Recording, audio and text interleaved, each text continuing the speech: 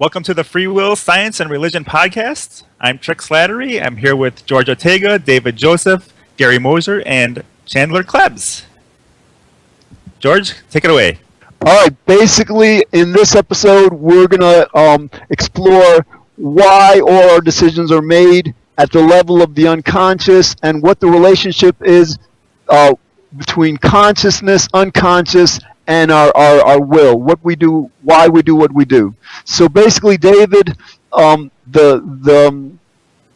hypothesis, the thesis that we're exploring is like, by my understanding, if all the data by which we decide is in our unconscious, and it has to be because our consciousness is only an awareness mechanism, it's not a data storage mechanism, and if all the principles, like our moral values, our reason, our, the principles by which we decide is also in our unconscious, because again, like when we're deciding like whether to have whether to go one place on vacation, another place on vacation, whatever, we don't know all this stuff. We just like this decision comes to us. So if the principles and the data are stored in the unconscious, that seems to mean that all our decisions are actually made in the unconscious, and then we become aware of them.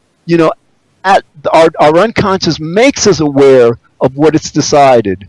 So, and that's what makes free will impossible. So, David, how's that sound so far? Does it sound reasonable? Yeah, that sounds reasonable. But I'll ask something along the lines of when do we first become conscious? Or when do we first experience consciousness? Oh, excellent. All right, so that's I think that's prenatal. Like my understanding, like through sonograms and all, you have like infants smiling, infants responding to the voice of their parents and all, responding to music. Right, okay. Yeah, I guess I'll chime in.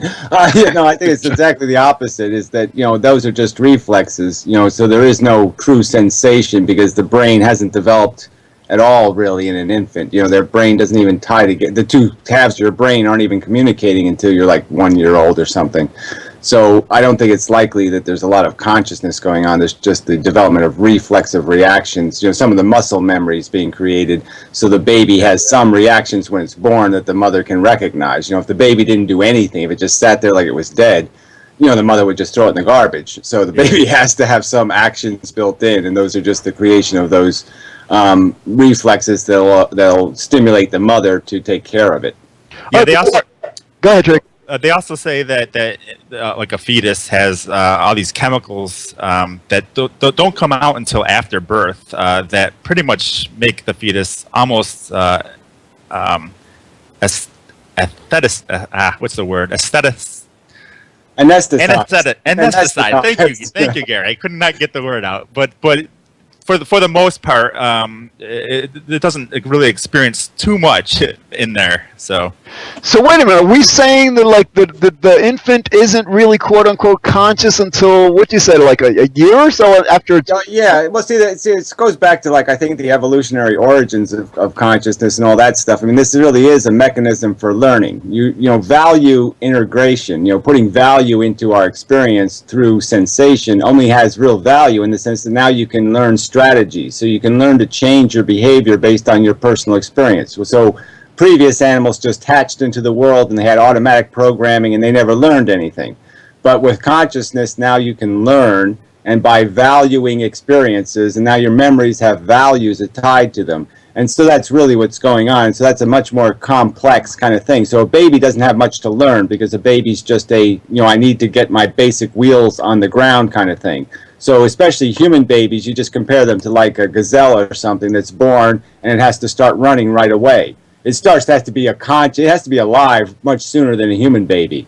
So there's no real advantage for a baby to do any sensation learning because its environment is too confused. Gravity's screwed up. It's never in a, it's not in a walking position. It senses, so it's just it's not rational for it to be conscious. And I think the fact that it wouldn't serve any logical purpose means it probably doesn't exist. All right, here's where. Go ahead, Chandler. Yeah, well, I'm going to have to disagree with these other dudes here who think these babies aren't conscious, because I think babies are conscious, Chandler, just so you know. Yeah, well, but here's the deal. I know that you don't think like they're a baby until after they're born or something, something like that. But anyway, What good would a feeling do? What good would a feeling do a plant? Right? A plant can't get up, can't walk away, can't run away, can't do anything. So what good would a feeling do it? What good would a feeling do a baby? It can't do a darn thing about it. Well, first of all, here's the thing: is whether it does any good or not is beside the point here.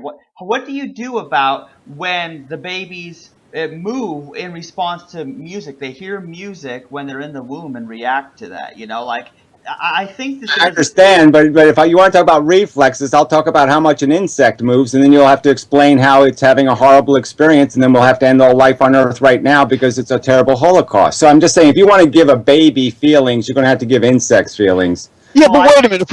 I do think insects have feelings. Well, then how are you accepting life on Earth then? Okay, because it's if a metamorphosis is a conscious experience, if a caterpillar is feeling the process of having all its organs removed and reoriented, okay, it makes the Holocaust, it makes every single human misery seem so trivial by comparison, because then every day sentient organisms are being thrown in a Mengele torture chamber. And we really don't have any reason to ever smile again in our existence, just contemplating how much torture is going on planet Earth. Let me explore this. Let me explore this from a behaviorist. Let me explore this from a behaviorist perspective. In other words, like, we can't assign feelings to an ant because we can't perceive the ant, expressing what we would recognize as feelings. But with an infant, an infant will cry, an infant will laugh, an infant will have these emotions. Oh, come on. I mean, that's just so. You're telling me an ant doesn't do things a lot more complicated than an infant? It does things tremendously more complicated and has to feel, it's sensing its environment all the time. And for you to say it doesn't feel anything associated with those senses, I just say, well, what evidence do you have of that? Gary, what I'm saying is this is again from a behaviorist perspective. In other words, like, we can't definitively say that an ant has feelings because we can't perceive them. I mean, we might actually. No, actually, we can logically deduce their existence. So Yeah. I'm saying that I don't buy that argument. I'm just saying fetuses are losers just because fetuses are essentially plants. If they had physical acuity, if they had something they could actually do, then you could say, okay, maybe there's a reason to have feelings and there's a reason to start learning. But there's no point in it. They're just learning gravity. They're learning basic things that feelings would give no advantage.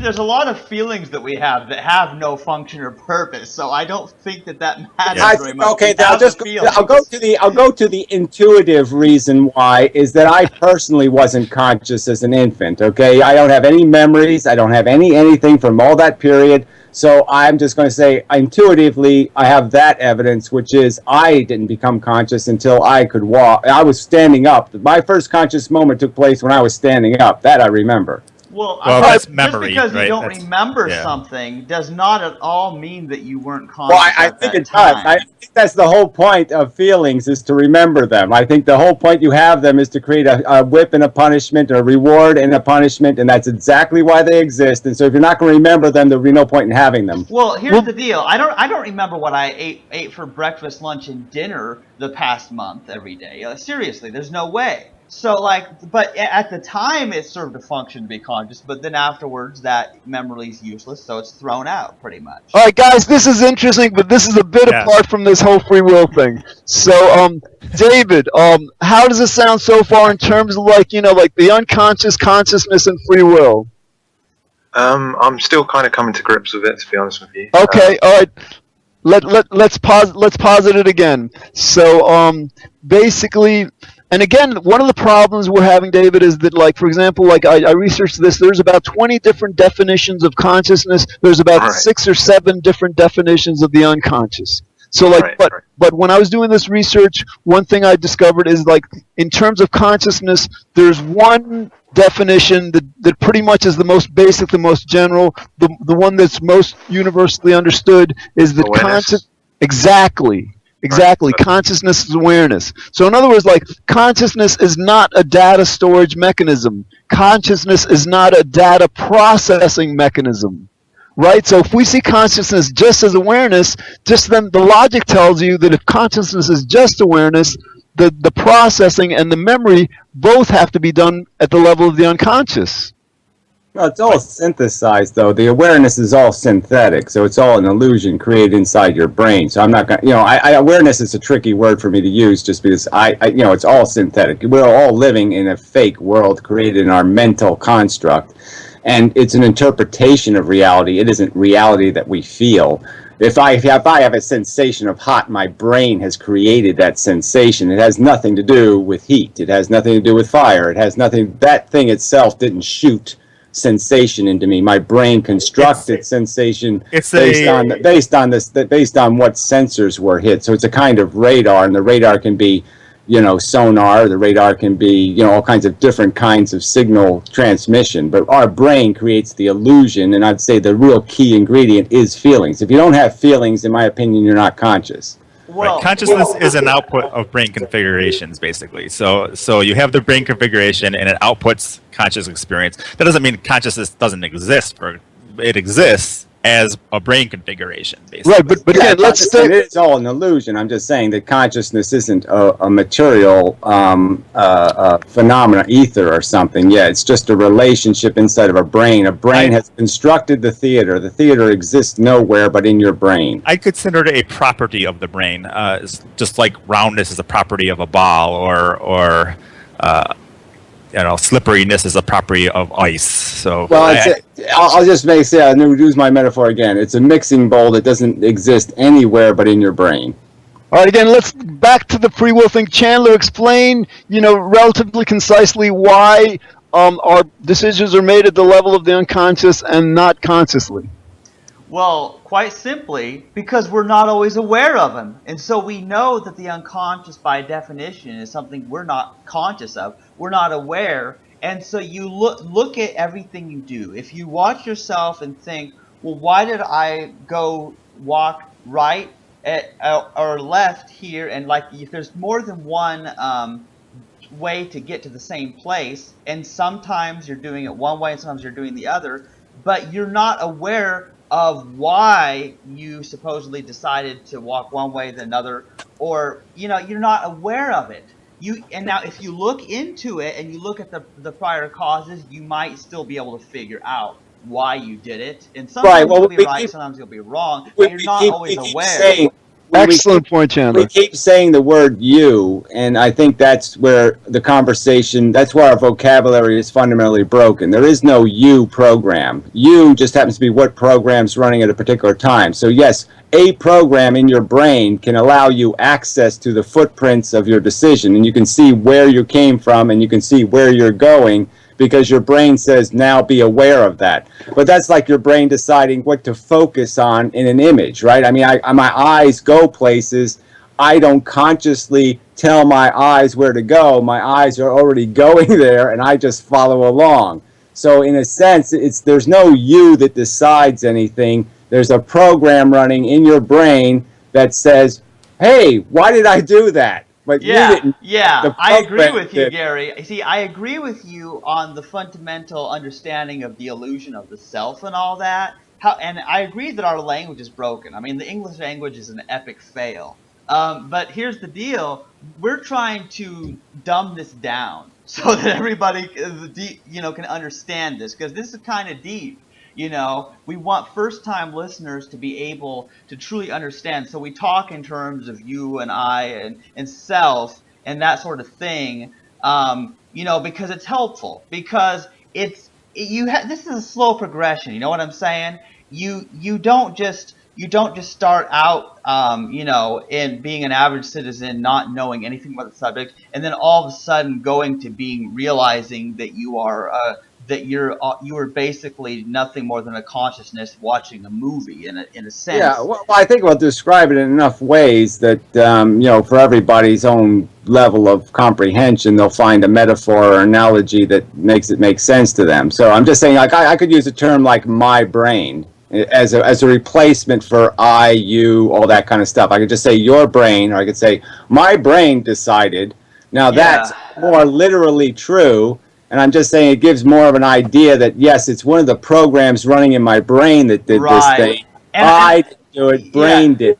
Yeah, and you know. here's the thing to understand. This where we have this self illusion, and we say things that it's me and that this is mine. You know, my brain, my belly button. You know, like here's the deal. We say this stuff, but at the understanding that like the way I look at it is none of us really owns anything. Nothing really belongs to anyone else. Well, I know, but there's no point in not denying our different identities. So I don't think there's anything saying my brain. It is my brain. But, it's this yes. Gary brain. Yes. Do I have to say Gary brain? I mean, I'm just saying, why do I have to parse it that small? I'm saying I am not an I. Right. I'm a brain. Okay, Right. so I think that's an important distinction. Yeah. And I don't think it's something to dismiss. It's an important distinction, recognizing the difference between an I and a brain. Yeah, I agree, but here's the thing. A brain does thinking, an eye doesn't do anything. All right, but relative to this, like, you know, theme of free will, in other words, like, one of the ways we try to explain that we don't have a free will is because, like, if we did have a free will, we'd all, for example, be blissed out every moment of every day. We're hedonic creatures. We seek pleasure, avoid pain. But then if we're hedonic creatures, you know, in other words, like, if I want to feel pleasure every moment of every day. So this is an I, right? But that's not the only part of me. That there's like the I that I feel that's like my desires. Then there's a part of me that actually, you know, the part of me that like this stream of consciousness that isn't also always complete bliss. So we have to distinguish between the I that represents our, let's say, our ideal will or what we would will if we would have a free will, and then the part of our brain that is the I that's actually what's actually happening regardless of what we want to happen. Well, right. You have the desire to be at the top of the stairs, and then you have to have the will to climb the stairs. So, I mean, you have to have these. You have to have the knowledge to know you have to actually go up each stair to get to the top of the stairs. You can't just magically pop to the top of the stairs. So Yeah. you can want to win the chess match, but to win it, you actually don't have to know how to play chess. You can't just say I won. You know, you Yeah. actually have to do the process of life, and that's the Right. knowledge that controls you. So you're always going to be controlled by Yeah. what you know about how to play the game. So you have to know how to play the game to play the game.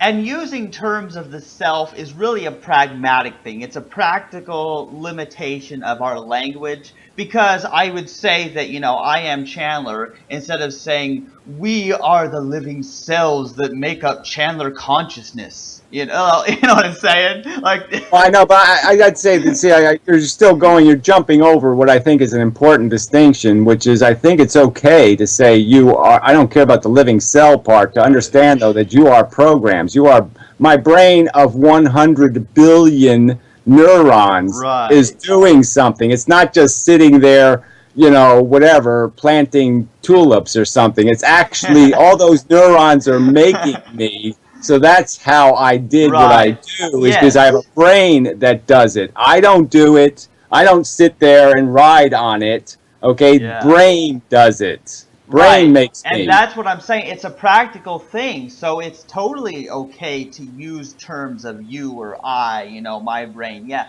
it's totally okay to do that, because that's how we have to talk to people. That's the only way we can, because otherwise they're going to wonder what we're talking about. Well, I just think that it is dangerous. I'm just saying that I would like to migrate, once we get people comfortable with the ideas, to migrate language into something that gets those words out of language, because I think just in our own conversation with each other, as soon as we start saying, I decided to just look in my past and see why I did something, you know, it just sounds like, oh, that sounds like you're free willing again. You decided. I mean, who's this you character who decided? Yeah. And George, I wanna continue what I was saying though about the unconscious. The whole purpose of self-reflection and looking at your behavior, and recording yourself talking and then listening to yourself talk, and you think, well, why did I say that? The whole purpose of going into that and looking at yourself, analyzing your behavior, is to try to figure out why you did what you did. And the reason you have to try to figure out why you did what you did is just because you don't know why you did what you did. Excellent. Exactly. So look at it as if you're a store, and that's the efficiency officer, right? So you have a program. One of your programs, you know, your programs are the food program and the, you know, love program and all these different programs, and one of your programs is the efficiency officer, who's saying, you've got to maximize your performance, buddy. You're wasting a lot of space and time, and so that's one of the programs you have that runs that says we got to reorder your priorities so you're a little more functional because you showed up for work, 10 minutes late. So you got to quit doing that, buddy. Okay, Trick, for the benefit of our audience, take us back to square one. Explain why our decisions are not freely willed while they're taking place at the level of the unconscious. Because they causally happen, and to causally happen, they can't causally be conscious first. They have to come through processes that aren't conscious to lead to the consciousness. And this can be shown from experiments, recent experiments from Nature Neuroscience, which are an updated version of the Labette experiments, where basically they have a person pressing either a button with their left or right hand, and they tell the person to look at a clock and decide when they decide to press the right or left hand, whatever one they decide on. And using MRIs, they can determine that the person will press the right button or the left button with fairly good accuracy. I mean, not 100% accuracy, but very good accuracy before they even are consciously aware of the decision they make. So they're looking at the neural scans, and they can see the areas of the brain light up for left hand or right hand before the person even is consciously aware that they have decided to press the right button. That's another, that sort of gets back to the error checking too, because I'd almost say that the reason why we've made the decision before we even act is because the brain is looking for an excuse not to. So it sets up this is my preferential response. So it has a first response and says, yes, let's go right. And then it looks for a reason not to. Your brain takes some time and says, right, let's analyze this to make sure it's the right decision. And it only changes the decision if there's some reason to change it. So it makes a decision, and then it looks for a reason to change it. If there's no reason to change it, it goes with it. Right, and the important part of it is it all happens before the person is consciously aware of the button that they're going to press. So before they decide, I'm going to press button. Well, that's the catch, right? Because that's another one of these consciousness issues that we're not really conscious of when we, like, if you really think about it, when you do something, you don't really consciously do it, right? It just kind of like you just slide into it, right? Like it's like jumping into a pool of cold water. You're sitting there and you're just waiting for your consciousness to say jump, and then all of a sudden you just do it, right? And it's like you don't know what actually made you do it because it just seems like all of a sudden it happened. And it's like when you write your name or do anything, you don't like make it happen. You just kind of have the idea that you're going to do it, and then it starts, but there's no conscious connection to exactly how it starts. It's completely invisible to you, the exact mechanism that started your foot walking. I think of our brains as kind of like our intestines. And I hope this isn't too gross for you guys, but like I think about it, realizing that I'm not conscious of how my food's digesting and passing through my intestines, but at a certain point I become aware that I have to use the bathroom. That's the consciousness, how the unconscious process of the intestines go to the consciousness. Yeah, well, it is sort of just an excretion, so you could use that word. Our brain just excretes the activity, and again, I would just say that the consciousness is a superfluous attachment. It's a necessary bowl part. It's a reflector. It's a mirror, but it isn't really an active player. It's just an active watcher. Okay, right. David, do you get that, or does it seem to you still that like our consciousness, plays a necessary part in our decision making? No, I think I understand it. I think I'm kind of getting there slowly but surely.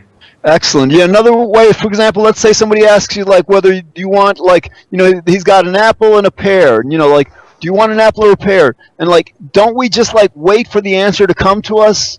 I want an apple. And then, as Chandler was saying, why do we want it? Maybe we had a pear yesterday, right? And maybe we may not even we remember that or whatever. So basically, what Sam Harris also described to us in his book Free Will, it's like these thoughts just come. What we're saying now, the next thing you're going to say, the next thing the next person is going to say, they just come to us. This stuff just comes to us, and as Gary was saying, we just become aware of it as we're saying it. We're not aware of what we're going to say and how we're going to say it until we say it.